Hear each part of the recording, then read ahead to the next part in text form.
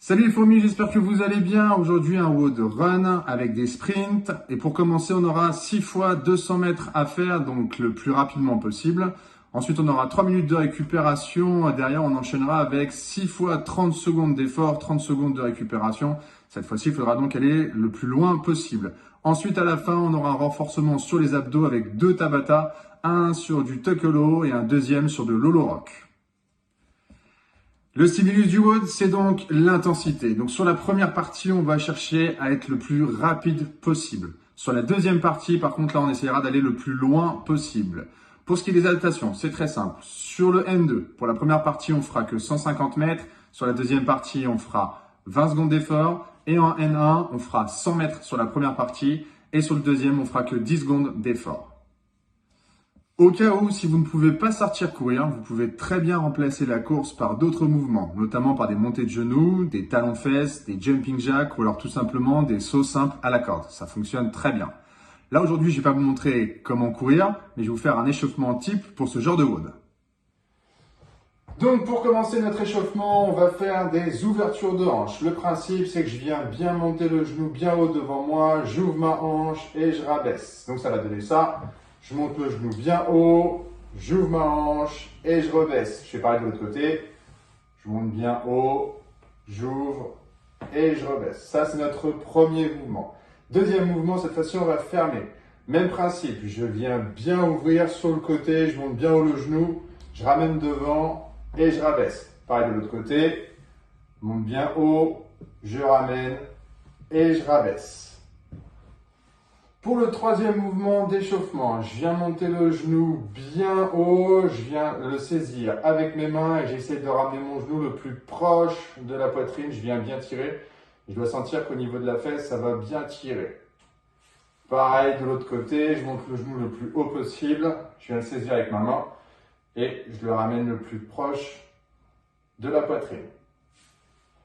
Pour le quatrième, je saisis ma cheville, je fais un triangle. Et cette fois-ci, j'essaie de ramener la cheville vers le haut, de cette façon. Pareil, je dois sentir que ça tire au niveau de la fesse. Et de l'autre côté, je viens saisir ma cheville, je fais mon triangle, et je sens que ça tire au niveau de la fesse.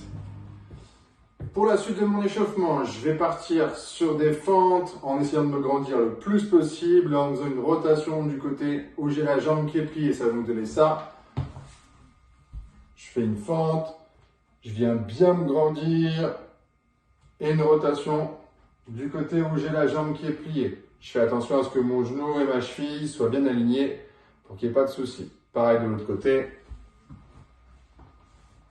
Je fais ma fente, je me grandis le plus possible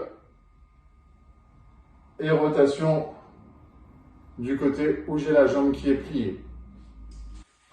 Pour le sixième exercice de mon échauffement, ça va être tout simplement des pas chassés. Donc je vais me baisser sur mes appuis et là je viens partir en pas chassé d'un côté et puis de l'autre, tout simplement. Pour le septième exercice de mon échauffement, je vais faire des montées de genoux. Là, ce qu'on va chercher à faire, c'est à rester le plus droit possible en gardant bien les abdos serrés.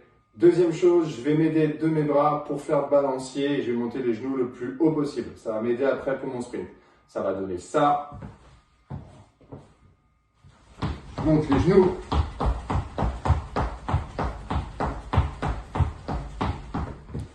Et j'utilise bien mes bras, c'est important.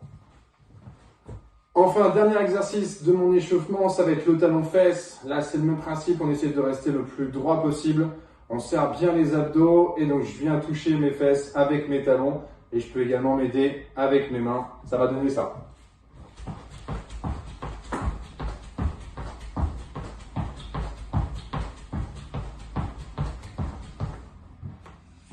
Voilà la team, c'est bon, vous êtes maintenant prêts pour aller courir. Donc je vous rappelle le WOD, 6 fois 200 mètres où on va donc essayer d'être le plus rapide possible. Ensuite 3 minutes de pause et après on va repartir sur 6 fois 30 secondes d'effort, 30 secondes de récupération.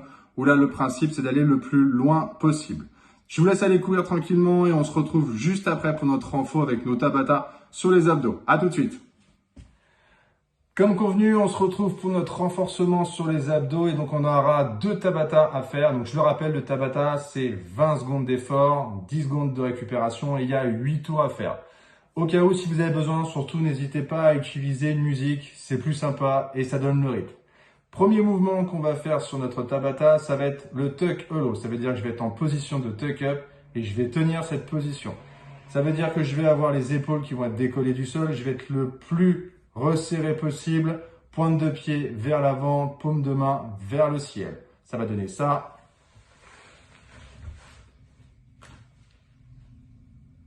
Mes pointes de pied sont vers l'avant, je suis le plus resserré possible, mes épaules sont décollées du sol, paume de main vers le ciel et je viens bien rentrer le menton. Pour le mouvement de mon deuxième Tabata, je vais partir sur des hollow rock. Ça veut dire que je vais être en position de hollow et je vais faire des bascules en avant et en arrière. Donc je dois bien rester gainé pour pouvoir faire la bascule correctement. C'est pas mon corps qui l'entraîne, c'est vraiment le fait d'être gainé qui fait que je peux faire la bascule d'avant en arrière. Bonne position de hollow, on est bien contracté, on a bien les abdos resserrés. Ça va donner ça.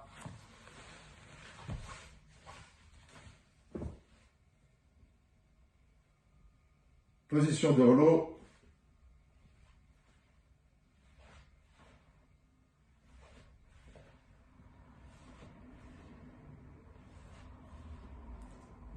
Et je fais la bascule. Au cas où, si c'est trop difficile, on peut tendre une jambe, ça va faciliter, ça va donner ça.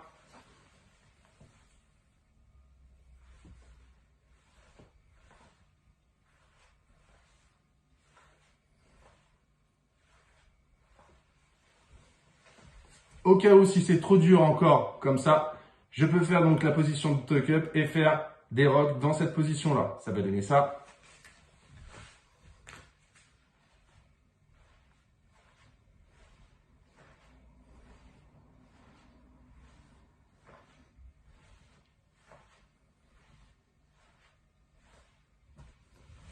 Le principe, bien sûr, c'est de toujours rester le plus gainé possible. Voilà pour aujourd'hui les fourmis, donnez-vous donc bien à fond sur ce WOD. Si vous avez besoin d'informations, vous avez juste en dessous, là dans le descriptif, toutes les adaptations, le résumé du WOD. Vous avez l'échauffement également qui est remarqué, enfin toutes les informations. C'est juste en dessous dans le descriptif. S'il y a besoin, surtout, n'hésitez pas à nous contacter, on répondra avec plaisir. Sur ce, je vous dis à très bientôt, portez-vous bien et bon WOD à vous.